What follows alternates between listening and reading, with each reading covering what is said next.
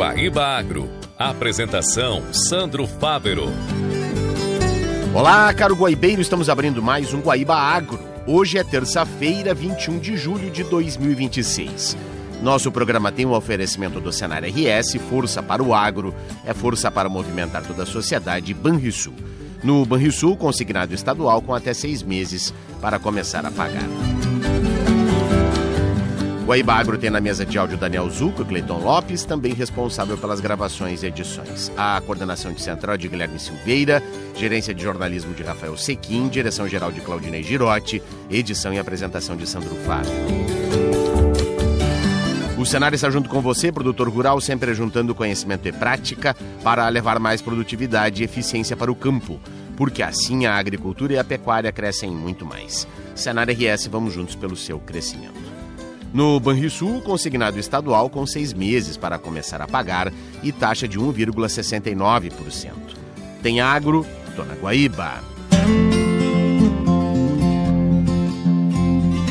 O assunto de abertura do programa é a publicação de uma nota técnica pela Embrapa com orientações para ajudar produtores de soja e outras culturas da região sul a reduzir os impactos do El Niño, cuja permanência é estimada entre 97% e 99% até o início de 2027.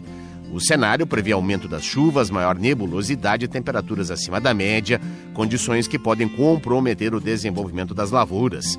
Elaborado por 7 unidades da Embrapa, o documento destaca que o planejamento é a principal ferramenta para evitar prejuízos para a cultura da soja. As recomendações incluem melhorar a drenagem das áreas de cultivo, adotar práticas de conservação do solo para reduzir a erosão, intensificar o monitoramento de doenças favorecidas pela umidade e ajustar o manejo conforme as previsões climáticas.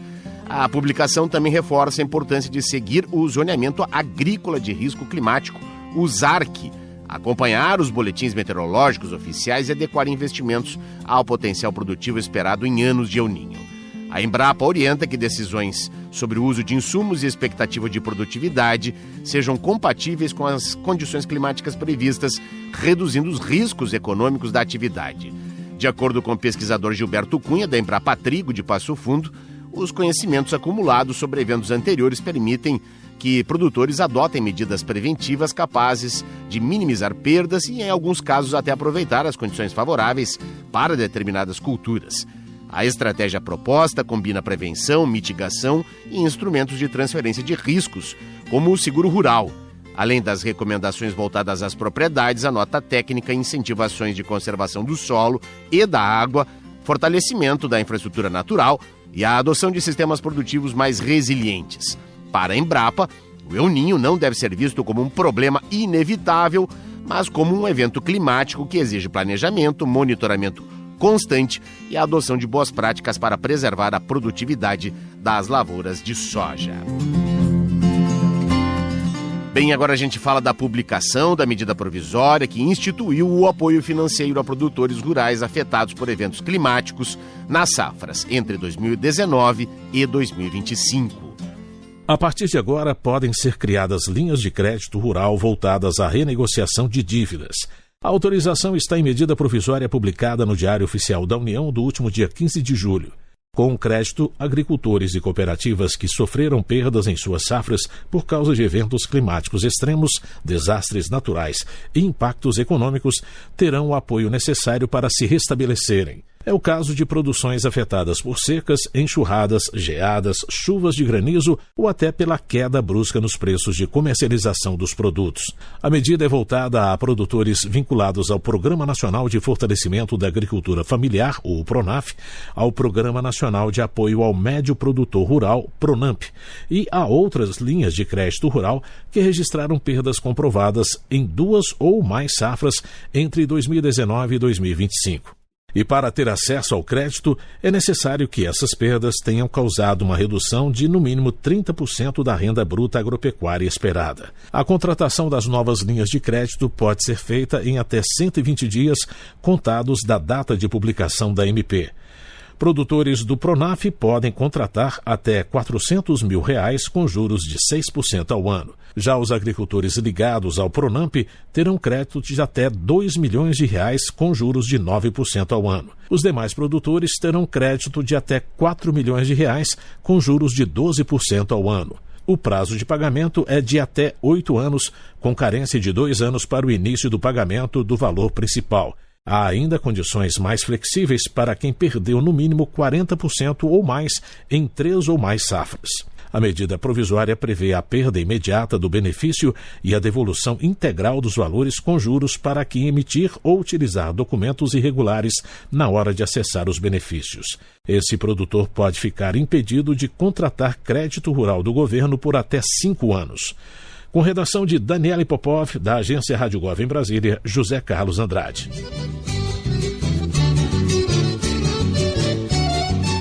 Obrigado, José Carlos, que volta agora ao programa para falar do Prêmio Brasil que Alimenta, que tem inscrições abertas até o dia 31 de julho. Organizações da sociedade civil têm até 31 de julho para se inscrever no Prêmio Brasil que Alimenta. A seleção vai reconhecer 40 iniciativas relacionadas ao combate à fome, à segurança alimentar e nutricional e ao direito humano à alimentação adequada. Podem participar organizações populares de atuação territorial, organizações da sociedade civil e organizações de educação, ciência e conhecimento que estejam em funcionamento há pelo menos 3 anos e mantenham iniciativas em andamento.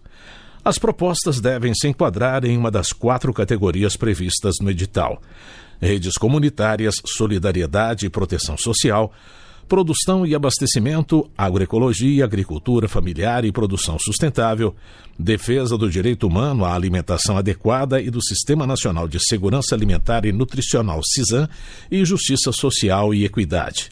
Cada organização pode se inscrever em mais de uma categoria, mas só pode ser premiada apenas uma vez. A premiação vai distribuir R$ 700 mil entre 20 iniciativas, contemplando os 5 primeiros colocados de cada uma das 4 categorias. Outros 20 projetos finalistas vão receber certificados de reconhecimento. Saiba mais sobre o Prêmio Brasil que Alimenta em gov.br/MDS. Com redação de Diego Freitas, da agência Rádio Gov em Brasília, José Carlos Andrade. Bem, a pauta agora vem da Bubalino Cultura, pois uma avaliação inédita está comparando o consumo e o ganho de peso de búfalos. A primeira prova de eficiência alimentar de bubalinos entrou na fase oficial de mensuração, com acompanhamento individual dos animais durante 24 horas por dia. Realizada no Centro de Pesquisas Tropicais de Bubalinos, da Faculdade de Medicina Veterinária e Zootecnia da Universidade Estadual Paulista, a Unesp, em Botucatu, São Paulo, a avaliação busca identificar machos capazes de consumir menos alimentos sem comprometer o desempenho. Os dados gerados serão incorporados ao Programa de Avaliação Genética da Associação Brasileira de Criadores de Búfalos, a ABCB. O período de adaptação, iniciado em 29 de maio, foi concluído antes da abertura da fase de avaliação, em 27 de junho. Caroline de Lima Francisco, pesquisadora no CPTB, explica que os animais já estão habituados às instalações, à dieta e aos equipamentos eletrônicos utilizados na coleta das informações. A avaliação reúne exclusivamente machos de aptidão leiteira e de corte. Os animais vieram da Fazenda Santo Antônio, de Eduardo Raik e André Raik, da Fazenda Rio Pardo, da família Almeida Prado, propriedades com rebanhos de genética tradicional na bubalinocultura. Caroline relata que as informações ficam disponíveis online para a equipe responsável pela avaliação. No primeiro dia, nós realizamos aí o que a gente chama de caracterização completa de cada animal, onde a gente realiza as pesagens, realizamos as medidas biométricas, coletamos sangue, coletamos pelo para futuras análises aí de marcadores. No início da fase de mensuração, os pesquisadores fizeram a caracterização individual dos animais. O trabalho incluiu pesagem, medidas biométricas, coleta de sangue e de pelos para futuras análises de marcadores genéticos e ultrassonografia de carcaça. Os exames de imagem mediram a área de olho de lombo e respectiva espessura de gordura, o marmoreio e a espessura de gordura na região da picanha. Durante o restante da prova, a equipe acompanha continuamente o consumo diário de água e matéria seca, além do ganho de peso apresentado por cada animal. Ao final, os pesquisadores cruzarão os parâmetros para calcular o consumo alimentar residual e o ganho residual, indicadores utilizados para medir a eficiência real e biológica. Da agência AgroEffective, Nestor Tipa Júnior. Obrigado, Nestor. E o Senar lançou a trilha de aprendizagem Inteligência Artificial aplicada ao agro, composta por 5 cursos gratuitos disponíveis na plataforma Senar Play. A iniciativa tem como objetivo ampliar o acesso ao conhecimento sobre IA e incentivar a adoção da tecnologia no campo. A trilha foi desenvolvida para capacitar produtores, técnicos e profissionais do setor em diferentes níveis de conhecimento. O conteúdo aborda desde os conceitos básicos da inteligência artificial até aplicações práticas voltadas à agricultura e à pecuária de precisão, passando por análises de solo, de dados, automação de processos, gestão da produção e elaboração de planos de negócio. Segundo a assessoria técnica do Senar, a proposta é democratizar o acesso às tecnologias digitais e fortalecer a autonomia dos produtores na utilização de ferramentas baseadas em inteligência artificial. De acordo com o Senar, a capacitação está estruturada em 5 módulos: introdução à IA no agro, dados e sensores no campo, ferramentas digitais e plataformas de IA para o agro, inteligência artificial na gestão da produção e projetos práticos de IA no agro. E assim a gente vai encaminhando o encerramento deste primeiro bloco em nome do Senar RS, Força para o Agro, Força para movimentar toda a sociedade, e Banrisul, no Banrisul, consignado estadual com até 6 meses para começar a pagar. A gente vai para o intervalo e volta em seguida para falar de apicultura aqui no programa.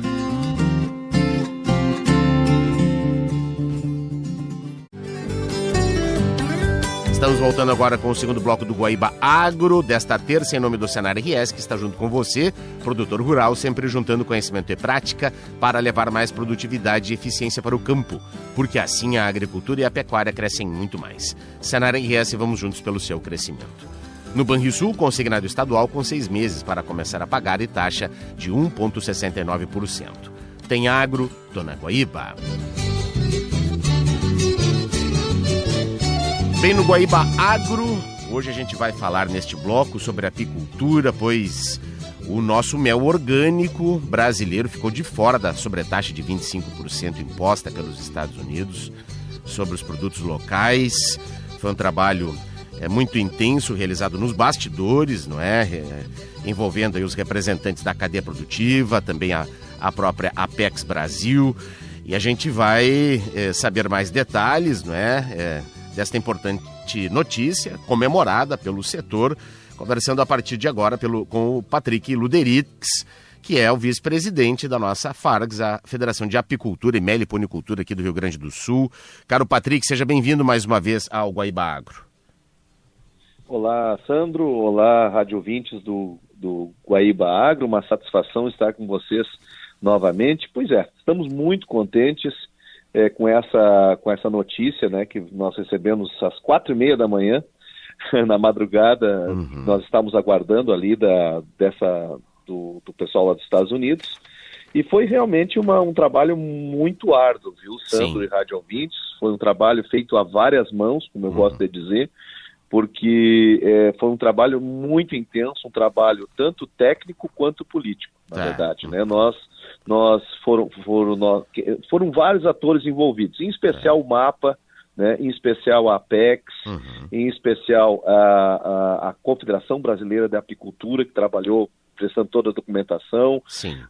Também a Associação dos Exportadores, a ABMEL, também teve um trabalho muito criterioso, defendendo inclusive fisicamente com representantes lá no governo americano. Certo. Né? E então houve realmente essa defesa, né, da necessidade de não ter taxa no nosso produto, que é o mel orgânico brasileiro. Certo. E o que nós conseguimos demonstrar, Sandro e rádio ouvintes, para o governo americano, bom, primeiro, eles produzem 3% apenas do mel orgânico que eles consomem. Pois é. Outra e consomem coisa que muito, né? E consome muito. E aí nós conseguimos demonstrar que 80% do mel consumido americano orgânico é do Brasil. Exato.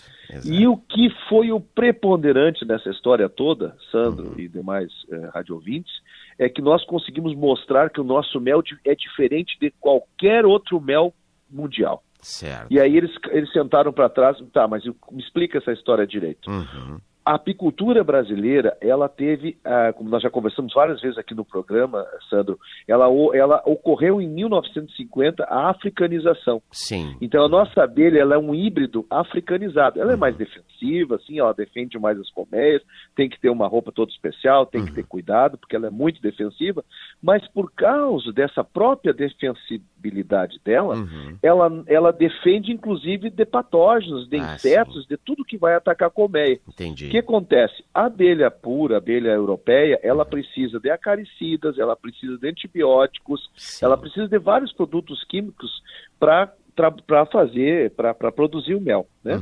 E aí quando você vai retirar o mel da colmeia, se você fizer uma análise, esses produtos químicos vão estar no mel. Certo. Nós vamos ter antibiótico no mel, nós vamos ter essas coisas. Isso em outros países. No Brasil, não. O Brasil, nós aqui, os apicultores, nós não necessitamos, os meliponicultores também, porque é um mel extremamente orgânico da meliponicultura, não necessita utilizar nenhum produto químico para produção. Quando eles se deram por conta que é por isso que o nosso mel é orgânico, eles simplesmente tiraram a taxação. Claro que não é só por isso, houve muita conversa, houve conversa com o governo americano, nós mesmos aqui do Rio Grande do Sul entramos em contato com representantes via o governo dos Estados Unidos lá, mostramos essas necessidades. Então foi um trabalho a muitas mãos e que culminou realmente com eles se entenderem a necessidade deles comprarem esse produto tão rico que é o mel brasileiro, né? E colocarem em suas mesas e saberem que estão levando um produto que vale muito mais do que estão pagando hoje. Essa é a grande verdade. O Rio Grande do Sul, ele responde por quanto? 30% deste volume exportado aos Estados Unidos, é isso? Eu não saberia te dizer exatamente a porcentagem, Sandro, mas nós temos sim áreas de produção orgânica no estado, são alguns pontos de produção orgânica, né? E o mel em si, né? A exportação quase toda ela que sai do Rio Grande do Sul vai para a Europa e para os Estados Unidos. Pois é. A parte de exportação do mel convencional. E o mel orgânico é 80%. E o mel convencional ele era 70%. Então realmente é expressivo, né? É o maior parceiro comercial hoje do mel, da exportação brasileira, é os Estados Unidos. São os Estados Unidos. Estou vendo aqui, os produtores gaúchos venderam ao mercado externo de janeiro a maio 3.500 toneladas, sendo destas 2.600 só para os Estados Unidos, quer dizer, exatamente. 70%. É o principal parceiro comercial, não é? Em termos de produção de mel orgânico. E dentro dessa, até título de curiosidade, caro Patrick, mel orgânico é a principal produção nossa aqui do estado? Em termos de mês? Não. O mel orgânico, ele precisa ter alguma... Ele é certificado, né? Pois é. É um produto que precisa estar longe de fontes de qualquer tipo de fonte de contaminação. Por isso que os outros países que trabalham com abelha europeia pura dificilmente conseguem, às vezes, produzir um mel orgânico. Por quê? Porque eles precisam tratar as abelhas para produzir. Eles precisam dar antibiótico, eles precisam usar acaricidas, e aí acaba acontecendo de ter essa contaminação e não receber a certificação. Claro, se estiver perto de fontes de contaminação, qualquer tipo de fonte de contaminação, ele não é caracterizado como orgânico. Ele é um mel que com certeza maravilhoso para o consumo, mas ele não é aquele, digamos assim, o top, né?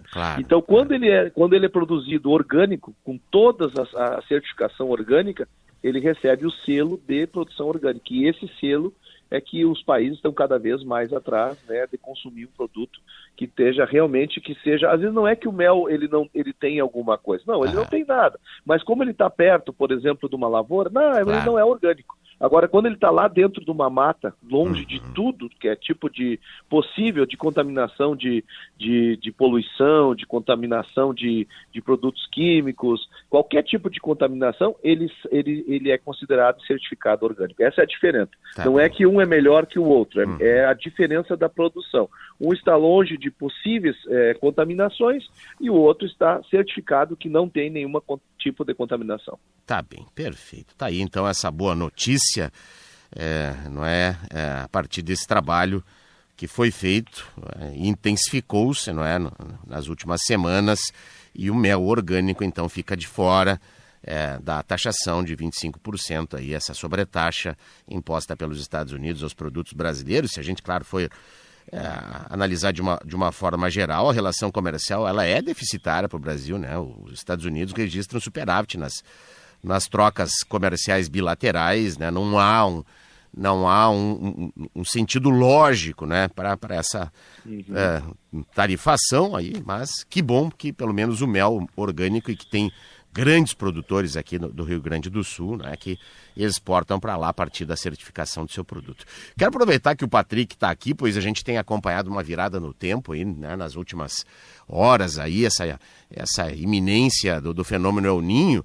Qual é, nesse momento, a atividade que os nossos apicultores gaúchos estão desenvolvendo e, enfim, a própria orientação, né, diante de possibilidades de mudanças bruscas aí nas próximas horas? Exatamente. A gente tem falado, a Federação da Apicultura e Meliponicultura do Rio Grande do Sul tem avisado aos produtores para que cuidemos cada vez mais das nossas abelhas. E isso ocorre com essas mudanças climáticas, possibilidades de temporais, chuvas.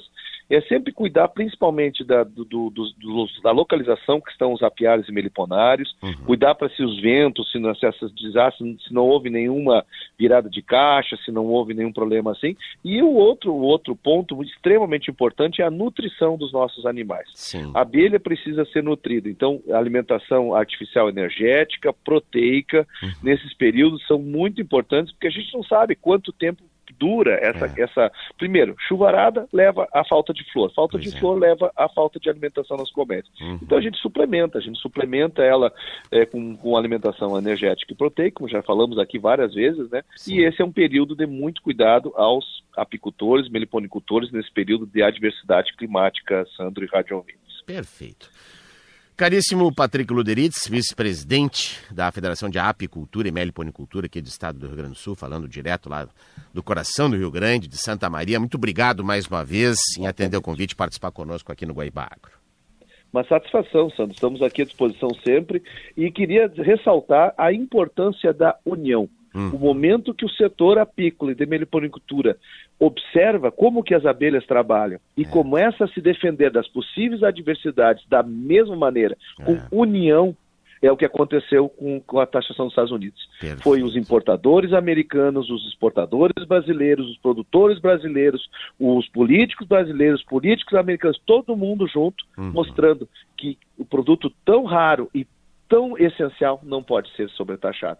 E é isso que a gente precisa cada vez mais em todos os setores. Nos unirmos e irmos lá em loco defender com garras e dentes, assim como bons gaúchos, o nosso produto que é essencial para a alimentação humana e, no caso, é o nosso mel. Perfeito. Um grande abraço.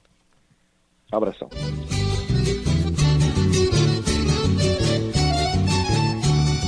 E a última notícia também vem do setor da apicultura. A Comissão de Constituição e Justiça e Cidadania da Câmara dos Deputados aprovou projeto de lei que proíbe o uso da palavra mel no rótulo de produtos alimentícios que não contenham em sua composição uma quantidade mínima de mel de abelha a ser definida em regulamento do Poder Executivo. A proposta ainda será analisada pelo plenário da Câmara e depois pelo Senado. O texto aprovado altera o Decreto-Lei 986 de 1969, que institui normas básicas sobre alimentos. A versão inicial da proposta havia sido rejeitada na Comissão de Desenvolvimento Econômico. Na etapa, foi analisado o texto original, que previa a proibição do uso e da importação de preparado de mel, incluindo produtos derivados, pela indústria brasileira.